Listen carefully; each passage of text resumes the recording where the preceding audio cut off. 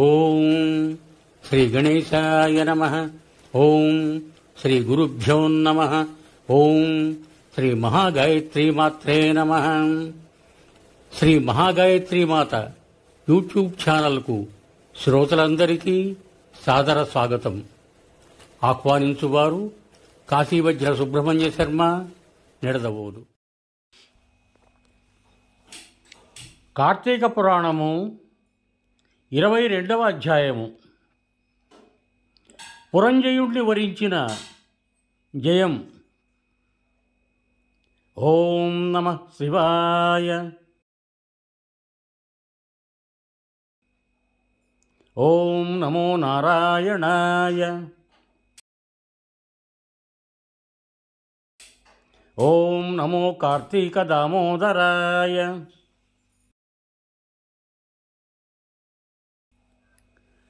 తప్పులు చేయటం మానవ సహజం.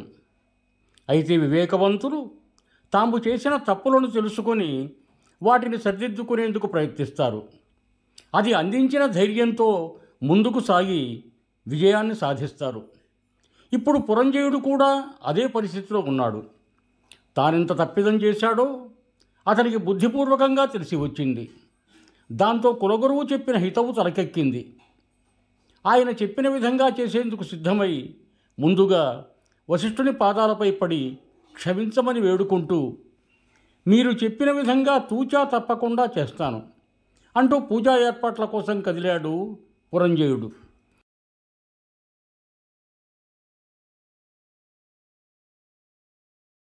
అని అత్రి మహర్షి అగస్త్యుడికి చెప్పాడని జనకరాజేంద్రుడికి వశిష్ఠుడు వివరించాడు. తరువాత ఏం జరిగిందని ఆసక్తిగా అగస్త్యుడు అత్రి మహర్షిని అడగ్గా ఆ మౌనింద్రుడు ఇలా చెప్పటం మొదలుపెట్టాడని ఇక్కడ జనకునికి వశిష్ఠుడు చెప్తున్నాడు. పురంజయుడు వశిష్ఠుల వారు చెప్పిన ప్రకారం కార్తీక పౌర్ణమి రోజు సూర్యోదయానికి పూర్వమే నిద్రలేచి దైనందిన కార్యక్రమాలు పూర్తి చేసుకుని నదీ స్నానం చేశాడు. అక్కడే సంధ్యావందనాదులు పూర్తి చేసుకున్నాడు. అనంతరం దేవాలయానికి వెళ్ళి అనంతశయనుణ్ణి పూజించాడు. ఆయన నామాన్ని మనసులో స్మరిస్తూ తన్మయుడై మేను మరచి నాట్యం చేశాడు. సాష్టాంగపూర్వకంగా నమస్కారం చేసి ఇంటికి వెళ్ళాడు. ఆ సమయంలో విష్ణుభక్తుడైన ఒక వృద్ధ బ్రాహ్మణుడు ఇతని సమీపానికి వచ్చి నిలిచాడు. తులసీమాలలతో నిండిన బ్రాహ్మణుని కంఠం సువాసనలు వెదజల్లుతోంది. ఆయన కంఠం శంఖాన్ని పోలి ఉంది. భుజాలు పొడవుగా, నుదుటిపై నిలువుగా నామాలు పెట్టుకొని శ్రీహరికి మారు రూపమా అన్నట్టున్నాడు. అతడిని సాక్షాత్తు శ్రీమన్నారాయణుని ప్రతిరూపంగానే భావిస్తూ పురంజయుడు వెంటనే ఆయన పాదాలపై పడి శరణు వేడాడు. షోడశోపచారాలతో పూజించాడు. అప్పుడు ఆ వృద్ధ విప్రోత్తముడు అతనిని ఓదారుస్తూ, రాజా, విచారించకు. నీవు కోల్పోయిన రాజ్యం మొత్తం నీ పరమవుతుంది. సందేహించకు. అయితే ముందుగా నీవు పారిపోయినప్పుడు నిన్ను విడిచి చెల్లాచెదరైపోయిన నీ సైన్యాన్ని కూడదీసుకొని యుద్ధసన్నద్ధుడవై శత్రురాజులతో పోరాటానికి తలపడు. ఏమాత్రం సంశయం లేకుండా విజయం నీదే అవుతుంది. నీ రాజ్యం నీకు దక్కుతుంది అని ఆశీర్వదించి అక్కడి నుండి అదృశ్యుడయ్యాడు. ఇదంతా ముందు కలనుకున్నాడు. కానీ అక్కడున్న తన భార్య, సహచరులు అందరూ ఈ దృశ్యాన్ని చూచి ఆ ద్విజోత్తముడికి నమస్కరించారు. దీంతో ఇది భ్రమ కాదని వాస్తవమేని అనుకుంటూ తన సైన్యాన్నంతా ఎక్కడెక్కడుందో చూసి వారిలో ధైర్యాన్ని నింపి తీసుకురావలసిందిగా తన వద్దే మిగిలి ఉన్న వారిని ఆదేశించాడు. శత్రురాజుల చేతిలో ఘోరంగా దెబ్బలు తిని గాయాలతో ఉన్న సైన్యం ముందు తమ రాజు పంపిన సందేశాన్ని ఆలకించేందుకు ఎంతమాత్రమూ అంగీకరించలేదు. అయితే ఈసారి సాక్షాత్తు పురంజయుడే వారి వద్దకు వచ్చి తప్పకుండా విజయం మనకే సిద్ధిస్తుందని, ఇందులో అణువంతైనా సందేహం లేదని, నన్ను నా మాటలను నమ్మి యుద్ధానికి నాతో వచ్చి సహకరించవలసిందిగా వారిని కోరడంతో వారంతా సుముఖత వ్యక్తం చేశారు. అంతటి మహారాజే స్వయంగా వచ్చి దీనంగా అడగటంతో సైన్యం ఆయన మాటకు కాదనలేక గాయాలను సైతం లెక్క చేయక యుద్ధభూమిలోకి అడుగుపెట్టింది సైన్యం. తమ చేతిలో ఘోర పరాజయాన్ని చవిచూచిన పురంజయుడు తిరిగి ఏ విధంగా యుద్ధానికి వస్తున్నాడో కాంభోజాది రాజులకు అర్థం కాలేదు. అయినా పోరు సల్పేందుకు ముందుకు వచ్చి నిలిచిన వారి ముందు ఆలోచిస్తూ నిల్చోవటం సబబు కాదని వారు కూడా యుద్ధానికి తలపడ్డారు. పూర్వం యుద్ధానికి వచ్చినప్పుడు పురంజయునికి అతని చుట్టూ అలుముకున్న బలహీనతలే బంధాలై ఇప్పుడు శ్రీహరి కరుణతో బలమైన విజయమాలికల్లా మారిపోయాయి. ధర్మబుద్ధితో పాటు ముఖ్యంగా అత్యవసరమైన దైవ సహాయం తోడు కావటంతో యుద్ధానికి వచ్చిన పురంజయునికి ముఖాన్ని చూసేందుకు శత్రురాజులు భయపడిపోతున్నారు. పురంజయుని ముఖంలో విరాజిల్లుతున్న తేజస్సు ధాటికి శత్రురాజులు నిలవలేకపోతున్నారు. నాటి యుద్ధంలో సర్వస్వము దెబ్బతిని ఇప్పుడు ఎలాగైనా దాన్ని అంతటినీ తిరిగి రాబట్టుకునేందుకు ఆకలిగొన్న మొగరాజులా వీధి కొరుకుతున్న పురంజయుడు అతని సైన్యం ధాటికి శత్రురాజుల సైన్యం తోకముడిచి పారిపోక తప్పదనిపిస్తోంది. అదీకాక ఈ యుద్ధంలో సాక్షాత్తు ఆ కరివరదుడే పురంజయునికి అండగా ఉండి అతని విజయానికి అన్ని విధాలా సహాయపడ్డాడు. దైవమే తోడు నిలిచినప్పుడు పరాజయానికి ఇక తావెక్కడుంటుంది? అందుకే అంటారు, దైవాన్ని నమ్ముకున్న వారికి కొరతే ఉండదని. ఇంతకు ముందులా యుద్ధం అతి భయంకరంగా సాగటం లేదు. అది ఏకపక్షంగానే సాగుతోంది. విష్ణుమాయ వలన అసలు ఆ యుద్ధంలో ఏ దిక్కున చూచినా బుసకొట్టే కాలనాగులా పురంజయుడే కనిపిస్తున్నాడు.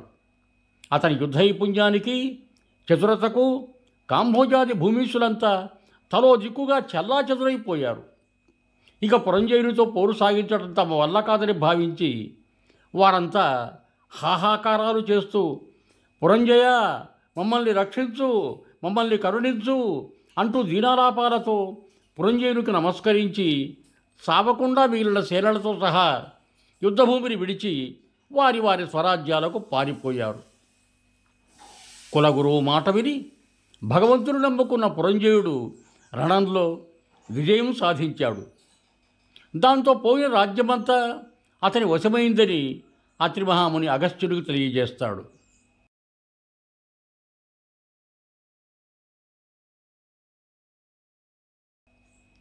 అయినా సాక్షాత్తు వైకుంఠవాసుడే మన పక్షాన ఉండి మనల్ని కాపాడుతుంటే మనకిక కొరత ఏముంటుంది? సొంత తండ్రి అయిన హిరణ్యకశ్యపుడు ప్రహ్లాదుండి అన్నన్ని బాధలు పెడుతుంటే హరిని నమ్ముకున్న ఆ చిన్నారిని అవేం బాధించలేదు కదా. ఆయన కృపకు పాత్రులైన వారికి శత్రుభయం అస్సలే ఉండదు. విషం తాగినా అది అమృతంతో సమానమే అవుతుంది. శ్రీహరి కటాక్షం వల్లనే కదా సూర్యచంద్రుడున్నంత వరకు ధ్రువుడు ఆకాశంలో యశఃకాముడయ్యాడు. హరినామస్మరణ చేసేవారికి శత్రువు మిత్రుడవుతాడు. అధర్మం ధర్మంగా మారుతుంది. దైవానుగ్రహం లేని వారికి ధర్మమే అధర్మమవుతుంది, తాడే పామై కురుస్తుంది. కార్తీక మాసమంతా నదీ స్నానం చేసి దేవాలయంలో దీపారాధన చేస్తే ఎలాంటి కష్టమైన అగ్నిలో పడ్డ సమిధల బూడిదైపోతుంది.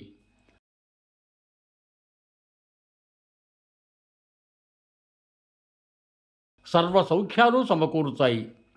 చిత్తశుద్ధితో కార్తీక వ్రతం చేసే ఏ జాతి వారికైనా ఒకే రకమైన పుణ్యం సిద్ధిస్తుంది. ఉన్నతమైన జన్మమెత్తి సకల శాస్త్రాలు చదివి కూడా హరిభక్తి లేకపోతే వారు నీచకులంలో పుట్టిన వారితో సమానమే అవుతారు. వేదాధ్యయనం చేసి దైవభక్తి ఉన్నవాడైతే చాలు. కార్తీక వ్రతాన్ని చేసే వారి హృదయ పద్మంలోనే శ్రీహరి కొలువు ఉంటాడు. సంసార సాగరాన్ని దాటించేందుకు దైవభక్తే సాధనం. దీనికి జాతి భేదం లేదు. విష్ణుభక్తికి ఉన్న ప్రభావం ఇంతని చెప్పలేవు. వ్యాసుడు, అంబరీషుడు, శౌనకాది మహర్షులు, మరెందరో రాజాధిరాజులు కూడా విష్ణుభక్తి వల్ల ముక్తిని సాధించారు. శ్రీహరి భక్తవత్సలుడు, పుణ్యాత్ములైన వారిని కంటికి రెప్పలా కాపాడుతుంటాడు. ఈ వ్రతాన్ని ఆచరించలేని వారు తమ ద్రవ్యంతో వారి పేరిట దానధర్మాలు వ్రతాలు చేయించుకోవచ్చు. అలాంటి వారు కూడా శ్రీహరికి ప్రీతిపాత్రులే. హరి విశ్వపోషకుడు, భక్తరక్షకుడు. ఆయన తన భక్తులకు సదా సంపదలిచ్చి కాపాడుతాడు. శ్రీ మహావిష్ణువు సర్వాంతర్యామి, వేయి సూర్యుల తేజస్సున్నవాడు, నిరాకారుడు, నిర్వికల్పుడు, నిత్యానందుడు, నీరజాక్షుడు. 14 లోకాలను విష్ణువునకు అత్యంత ప్రియమైన కార్తీక మాస వ్రతం భక్తి శ్రద్ధలతో ఎవరైతే చేస్తారో వారింట లక్ష్మీ సమేతుడై శ్రీ మహావిష్ణువు కొలువుంటాడు. ఆ ఇల్లు సిరి సంపదలతో తులతూగుతూ ఉంటుంది. కార్తీక మాసంలో శుచిగా పురాణ పఠనం చేస్తే పితృదేవతలు కూడా సంతసిస్తారు, వారి వంశమంతా తరిస్తుంది. ఇది సత్యము.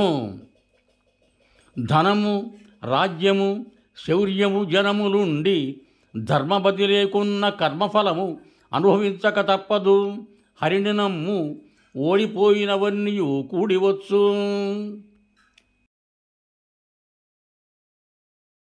ఇది స్కాంధ పురాణాంతర్గత వశిష్ఠ ప్రోక్త కార్తీక మహత్యమందలి 22వ సమాప్తః. శుభం భూయాత్. సర్వే జనా సుఖినో భవంతు. ధన్యవాదములు. మీకు నా ఈ వీడియో నచ్చినట్టయితే దయచేసి ఒక లైక్ కొట్టి నా ఛానల్ను సబ్స్క్రైబ్ చేయ ప్రార్థన. మీ బంధుమిత్రులకు కూడా నా ఈ వీడియోలను షేర్ చేయండి. మరొక్క మారు ధన్యవాదములతో భోదీయుడు కాశీవజ్ర సుబ్రహ్మణ్య శర్మ, నిడదవోలు, తూర్పుగోదావరి జిల్లా.